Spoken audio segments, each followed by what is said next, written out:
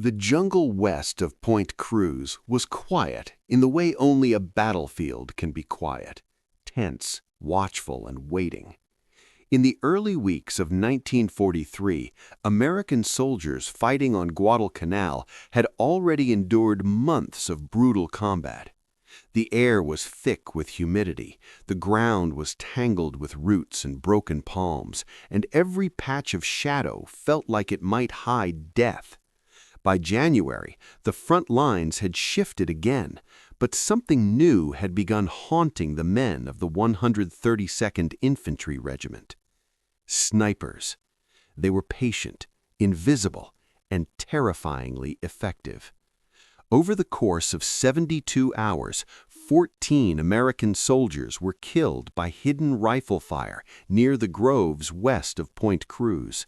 The shots came without warning. One moment a man would be moving through the brush, adjusting his helmet, or speaking quietly to the soldier beside him, and the next moment he would collapse into the dirt. No one saw the shooter. At first, the officers believed it was coincidence, perhaps a few scattered enemy riflemen left behind after earlier fighting, but the pattern became impossible to ignore.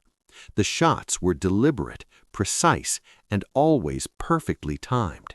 A man exposing himself for only a few seconds was enough. The Japanese snipers were watching. They had climbed high into the coconut palms, sometimes 40 or 50 feet above the ground, building small platforms among the fronds where they could remain hidden for hours. From those nests, they could see movement across the jungle floor while remaining nearly invisible from below. Leaves, vines, and shadows concealed them perfectly. The American soldiers had never faced anything quite like it. Guadalcanal had already been one of the most savage campaigns of the Pacific War.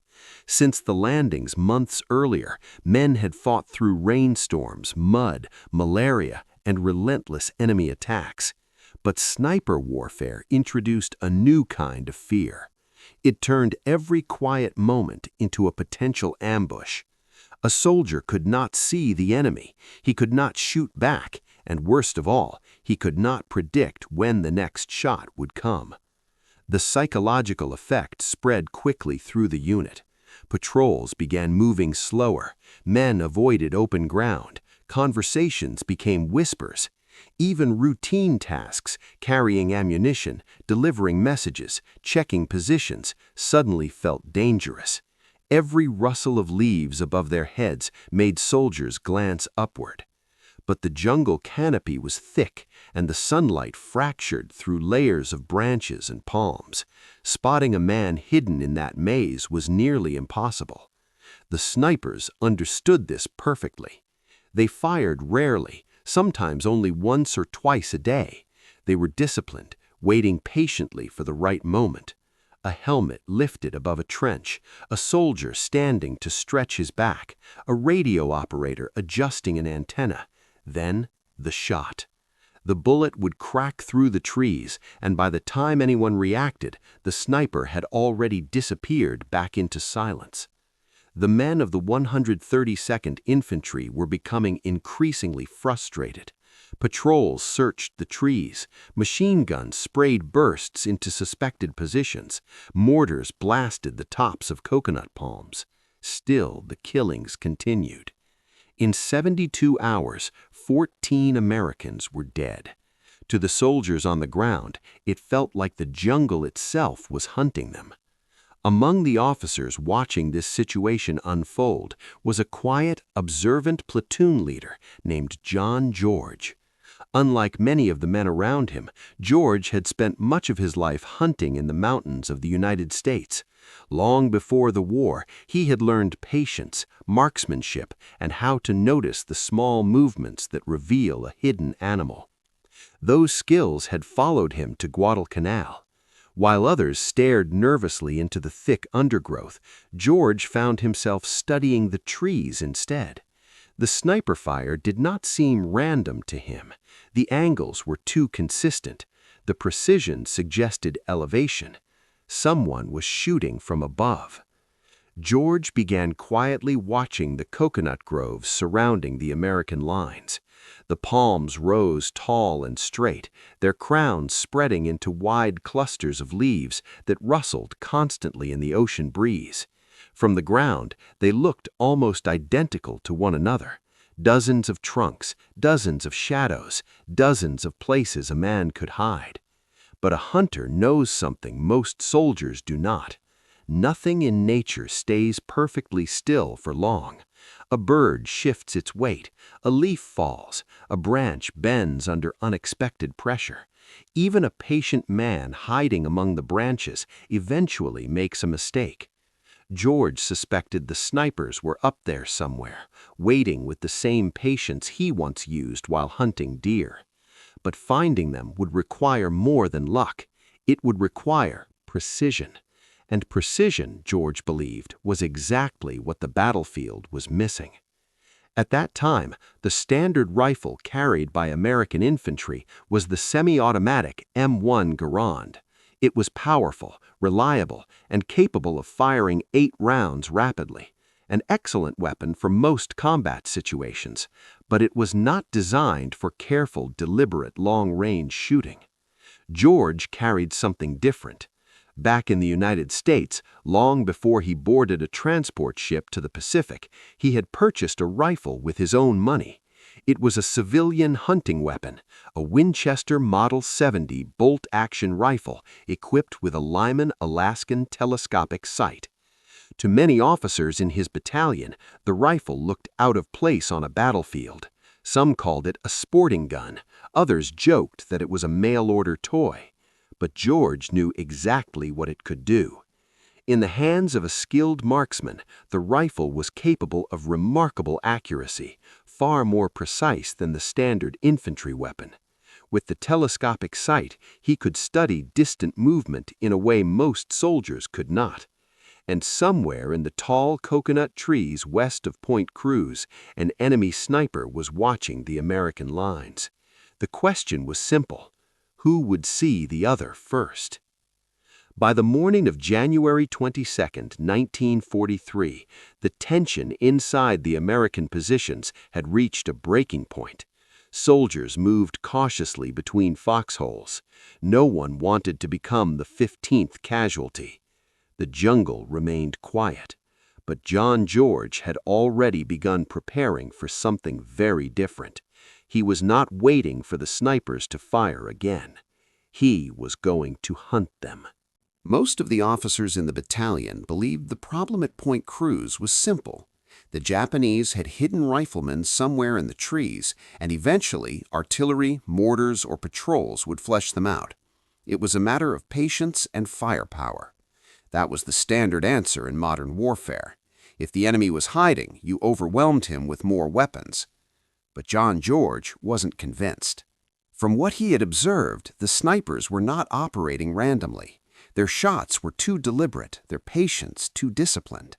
Whoever was up in those coconut trees understood exactly what he was doing. He was not firing wildly into American lines. He was waiting for clear, exposed targets and taking a single, precise shot. Then he disappeared again.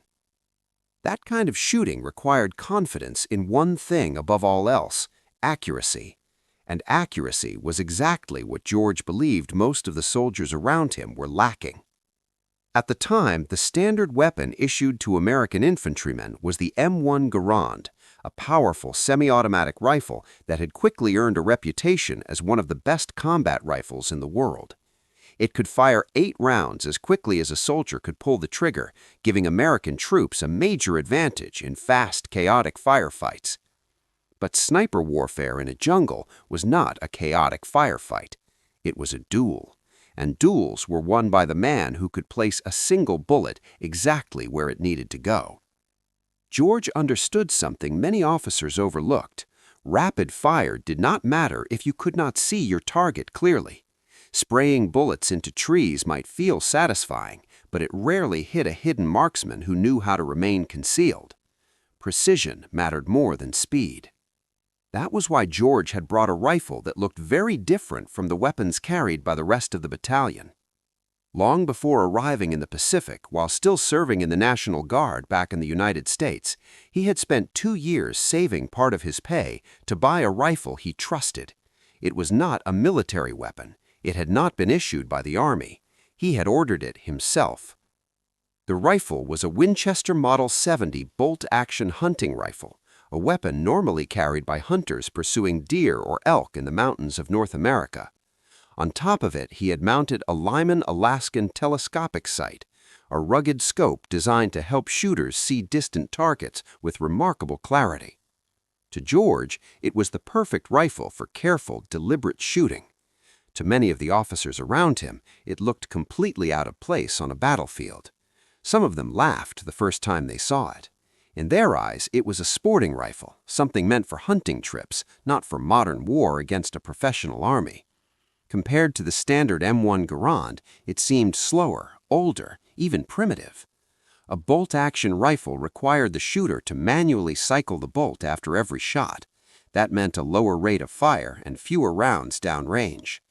Military doctrine favored weapons that could shoot quickly and repeatedly. George's rifle did the opposite. It encouraged patience, and that was exactly why he liked it. The teasing from fellow officers started casually at first. Someone joked that George had brought a mail-order sweetheart to war. Another said he might as well bring a deer stand and some hunting tags with him. The comments were not meant to be cruel, but they revealed something important about how most soldiers thought about weapons. In their minds, more firepower always meant a better chance of survival. George quietly disagreed. He knew that the true strength of the Winchester Model 70 was its accuracy. The rifle's tight construction and carefully machined barrel allowed it to place bullets extremely close together at long distances. With the Lyman scope, a skilled marksman could clearly see targets hundreds of yards away. That kind of precision could turn a careful shooter into something very dangerous. Still, not everyone appreciated the idea. At one point, George's company commander, Captain Morris, noticed the rifle and immediately questioned it. The captain had spent years in the Army and trusted standard military equipment. Seeing a junior officer carrying a privately purchased hunting rifle raised concerns. He reportedly told George to leave the weapon in his tent and carry a proper service rifle like everyone else. To the captain, the Winchester looked like an unnecessary distraction, but George hesitated. He respected the chain of command, but he also knew the situation outside their lines was getting worse. 14 men were already dead. Patrols searching the trees had failed to locate the snipers. Firing blindly into the jungle had accomplished nothing. Something different needed to be tried. George believed the answer was simple. If the enemy was using patience and precision, the Americans needed someone capable of matching it. A rifle designed for accuracy might give him that chance. So instead of abandoning the weapon completely, he kept it close. Officially, he still carried standard equipment like the rest of the officers, but whenever he had the opportunity to observe the tree lines, the Winchester was the rifle he reached for. In quiet moments between patrols, George began studying the battlefield through the scope. The Lyman Alaskan optic gave him a view most soldiers never experienced. Instead of staring into a wall of tangled leaves, he could slowly scan individual branches, clusters of fronds, and shadows deep in the canopy. Through the magnified glass, the jungle looked different. Details that were invisible to the naked eye began to appear. Broken twigs, unnatural shapes, slight movements where there should have been none. George spent long periods watching the coconut palms around Point Cruz, learning their patterns. The trees swayed gently in the wind, leaves rustled, birds landed and flew away again. But every now and then, something seemed wrong. A shape that did not belong, a patch of shadow that stayed still while everything else moved. It was exactly the kind of detail a hunter learns to recognize. The officers who mocked George's rifle believed the future of warfare belonged to rapid-fire weapons and overwhelming force.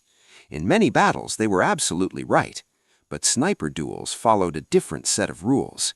Speed did not matter nearly as much as the ability to see first and shoot once. Somewhere in the tall palms overlooking the American lines, a Japanese sniper was watching the same battlefield, waiting for another opportunity. What neither side realized yet was that the quiet lieutenant with the mail-order rifle was about to turn their deadly game into something very different. Instead of waiting to be the next target, John George was preparing to become the hunter. The morning of January 22, 1943 began like many others on Guadalcanal, hot, damp, and deceptively quiet. The first light of dawn filtered through the coconut palms west of Point Cruz, turning the jungle canopy into a tangled pattern of shadows and pale sunlight.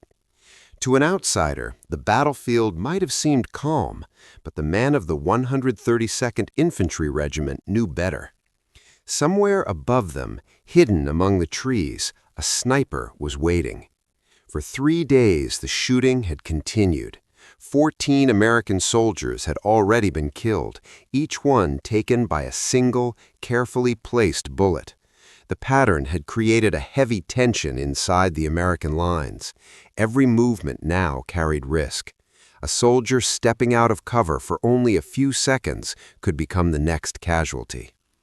By that morning, no one needed to be reminded of the danger. Men moved carefully between foxholes.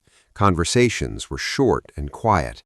Every now and then, someone would glance up into the coconut palms, scanning the thick layers of branches where the invisible enemy might be hiding.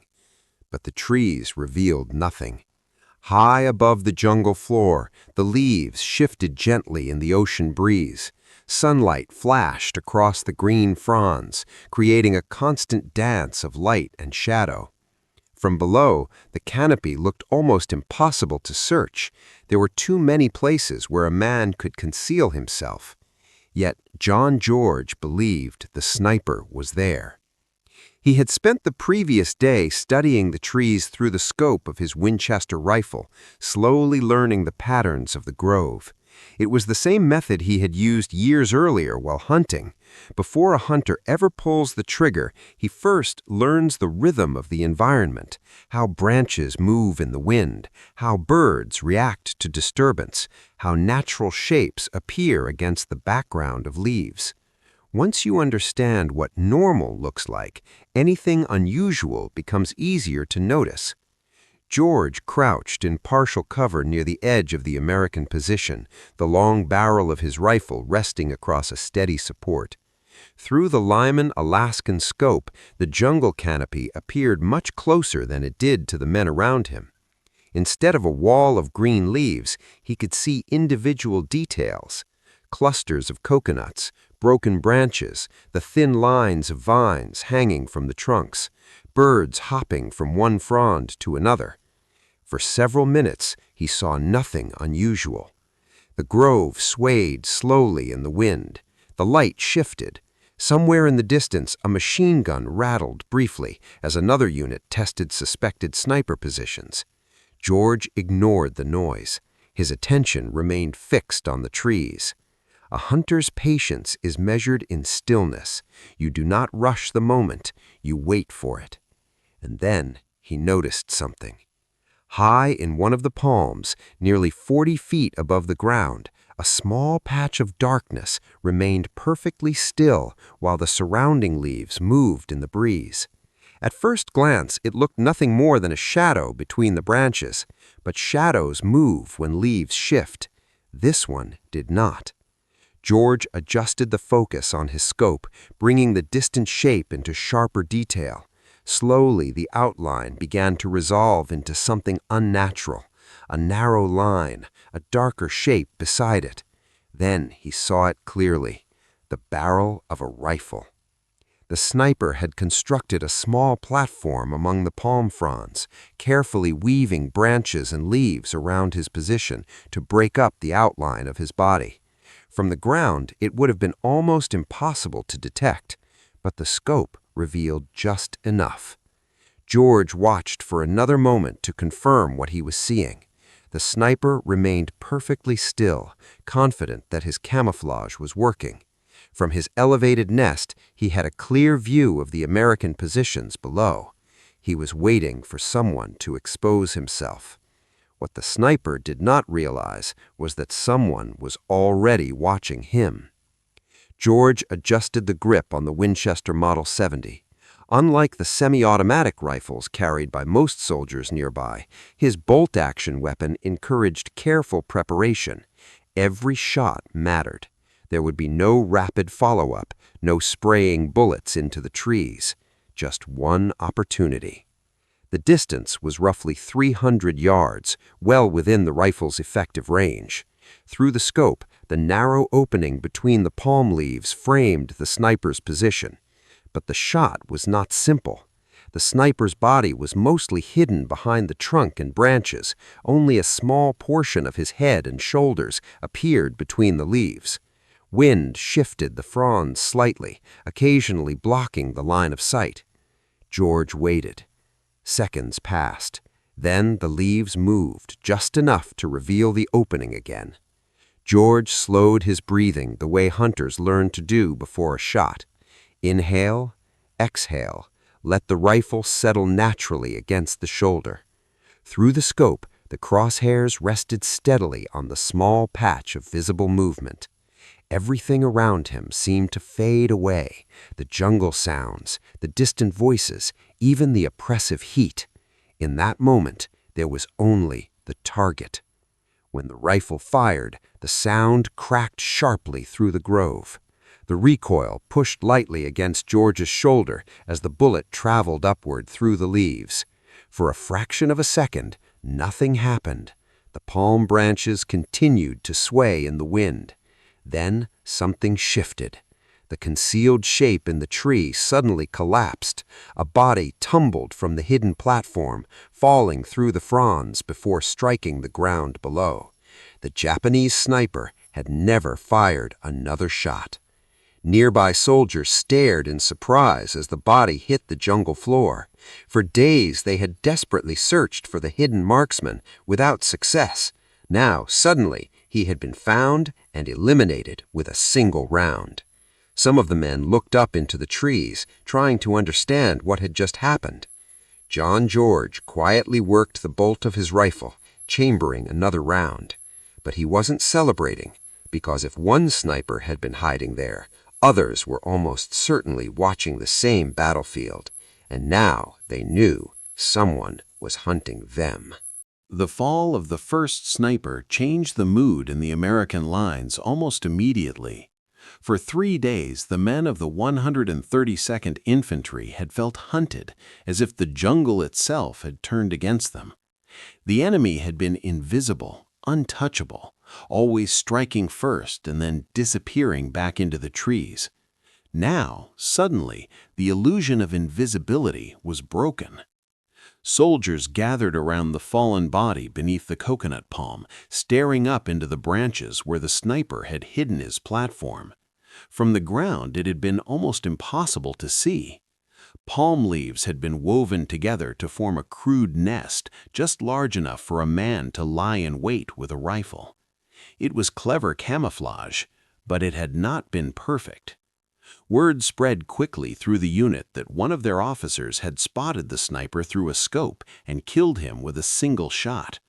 Some of the men began looking at the trees differently now, realizing that the enemy above them was not invincible. Still, the danger was far from over. If one sniper had been operating in the grove, there were almost certainly others. Japanese forces on Guadalcanal had learned that well-positioned snipers could slow entire units, creating fear and confusion without revealing their numbers. And now, those snipers had a new problem. Someone was watching back. Over the next several hours, John George continued scanning the coconut palms through the scope of his rifle. The first kill had proven something important. The enemy marksmen were indeed hiding high in the trees, exactly where he suspected, but finding them would require patience. Snipers were trained to remain motionless for long periods of time. A careless observer could stare directly at a hidden position and never realize a man was there. The key was not simply looking, it was learning to notice the small details that did not belong. George began using a method he had learned years earlier as a hunter. Instead of searching randomly across the canopy, he focused on one tree at a time. Slowly, methodically, he examined every branch, every cluster of leaves, every shadow that appeared slightly darker than the rest. Then he moved to the next tree and the next. It was slow work, but precision always is. By the afternoon, the technique began to pay off again. Near the edge of the grove, George noticed something unusual in another tall palm. A section of fronds seemed slightly bent in a way that didn't match the direction of the wind. When he studied the area through the scope, the shape gradually revealed itself. Another concealed platform. This sniper had chosen his position carefully, building a nest among thick leaves that blended almost perfectly with the surrounding branches. From below, a soldier walking through the grove would likely pass directly underneath without ever noticing. But through the scope, George could see the faint outline of a rifle resting along the edge of the platform. Once again, the enemy marksman was waiting patiently for a target. George adjusted his position and steadied the rifle. The sniper was partially hidden, but the angle offered a small opening between two fronds. It was enough. The second shot echoed through the trees. A moment later, the hidden figure slumped forward and disappeared through the leaves, falling heavily to the ground below. 2 snipers down. For the soldiers watching nearby, the effect was almost unbelievable. Only a day earlier, they had been firing blindly into the canopy with machine guns and rifles, unable to locate a single enemy marksman. Now, one officer with a scoped rifle had eliminated 2 in a matter of hours. The jungle suddenly felt a little less mysterious. But the real test came over the next several days. As January 23rd, 24th, and 25th passed, the sniper duel continued quietly across the coconut groves near Point Cruz. The Japanese marksmen who remained were cautious. After the fall of their comrades, they fired less frequently, trying to avoid revealing their positions. Yet each time a shot cracked across the jungle, George studied the direction carefully. A bullet always travels in a straight line. If you understand where it came from, you can begin narrowing the search. Sometimes the clue was the angle of the sound. Sometimes it was the reaction of birds suddenly scattering from a nearby tree. Occasionally, a soldier would report seeing a brief flash of sunlight reflecting from metal high in the branches. Each small detail helped. Slowly, methodically, George continued hunting. The Winchester rifle proved perfectly suited for the task.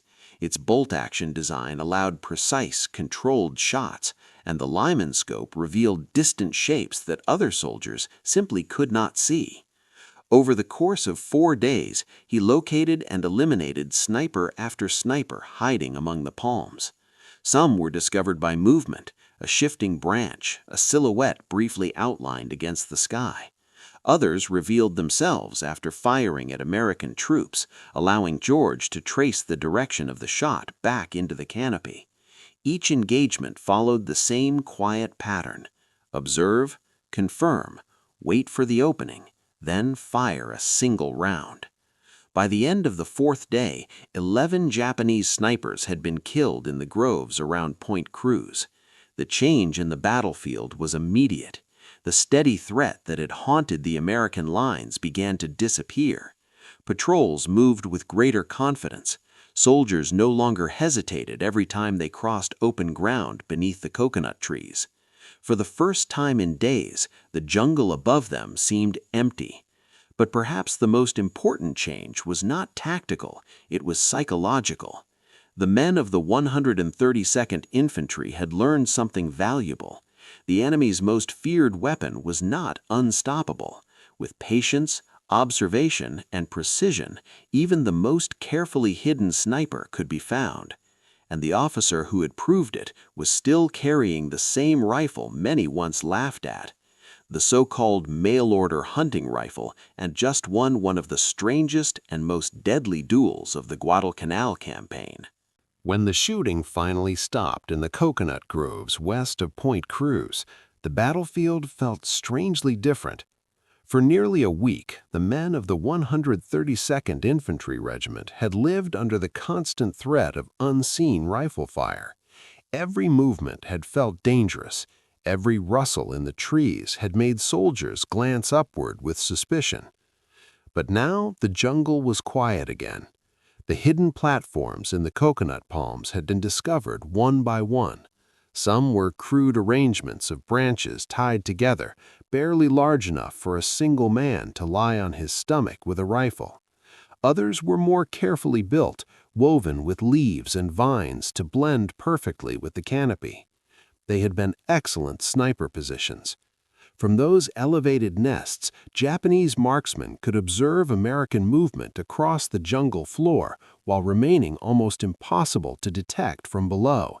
It was a tactic perfectly suited to the environment of Guadalcanal. But the tactic depended on one critical assumption, that no one on the ground could see them clearly enough to shoot back. Over the course of 4 days, that assumption had been shattered. 11 snipers had been located and eliminated, most of them with a single carefully aimed shot. For the soldiers who had witnessed the change firsthand, the lesson was obvious. The problem had never been the enemy's invisibility. The problem had been the way they were trying to fight him. Before those events at Point Cruz, most American units in the Pacific relied heavily on standard infantry weapons and overwhelming firepower. If the enemy was hidden in the jungle, the common response was to fire large volumes of ammunition into suspected positions: machine guns, rifles, mortars. The idea was simple. If you could not see the target, you destroyed the entire area around it. But sniper warfare did not always respond to that approach. A skilled marksman hiding in a carefully chosen position could wait patiently until the shooting stopped. He could remain silent, invisible, and strike again later when the opportunity appeared. What John George had demonstrated was something different. Instead of overwhelming the enemy with volume, he used observation, patience, and precision. His method was slower, quieter, and far more deliberate than the typical battlefield response, and it worked. Officers who had once dismissed his rifle began to look at it differently. The Winchester Model 70, which some had jokingly called a sporting toy, had proven capable of something the standard service rifles struggled to achieve: consistent, accurate fire at longer distances with the aid of a scope. The bolt-action design encouraged careful shooting rather than rapid bursts. Combined with the telescopic sight, it allowed a trained marksman to search the battlefield in ways most infantrymen simply could not. In the dense jungle of the Pacific, that advantage mattered. The results at Point Cruz spread quickly through the unit. Soldiers began talking about the officer who had hunted snipers in the trees with what many had once called a mail-order rifle. Some of them were curious enough to examine the weapon more closely, asking George how he had managed to spot targets hidden so high in the canopy. His answer was rarely complicated. Look slowly. Study the trees, learn what belongs in the environment and what does not. In other words, think like a hunter. Those ideas were not entirely new, but they were rarely emphasized in standard infantry training at the time. The war had been moving quickly, and most doctrine focused on large formations, heavy weapons, and aggressive advances. Yet the Pacific battlefield often forced soldiers to adapt. Dense jungles, narrow islands, and hidden enemy positions created situations where careful marksmanship could become more valuable than sheer firepower. In the months and years that followed, experiences like the one at Point Cruz began quietly influencing how the United States Army thought about snipers and counter-sniper tactics. Commanders started paying closer attention to the value of trained marksmen equipped with rifles designed for precision shooting. Eventually, specialized sniper rifles and optics would become standard tools for certain units. But in early 1943, those ideas were still evolving. The events in the coconut groves were not part of an official experiment. They were the result of one officer applying skills he had learned long before the war: patience, observation, and the confidence to trust a rifle many others dismissed. It was a small episode in a massive global conflict, yet its impact reached further than anyone expected at the time. The reduction of sniper activity in that sector allowed American troops to move more freely again. Patrols became less cautious, casualties dropped, the constant fear that had gripped the unit for days slowly faded. Some historians would later estimate that techniques like the ones George demonstrated helped reduce sniper-related casualties across the Pacific theater as other units began adopting similar approaches. If that estimate is even partly correct, it means thousands of soldiers may have benefited from lessons first proven in those quiet coconut groves. For John George himself, the story did not end there. He would continue serving through the war, carrying with him the same understanding that had guided him on that tense January morning. Wars are often remembered for massive battles, famous generals, and sweeping strategies. But sometimes the course of events changes because of something much smaller: a careful observer, a steady rifle, and the decision to challenge what everyone else believes. In the jungle near Point Cruz, a so-called hunting rifle had just defeated one of the most dangerous threats on the battlefield. And in doing so, it reminded soldiers of a truth that remains relevant even in modern warfare. In a sniper's duel, the most powerful weapon is not the one that fires the fastest. It is the one that hits exactly where it needs to.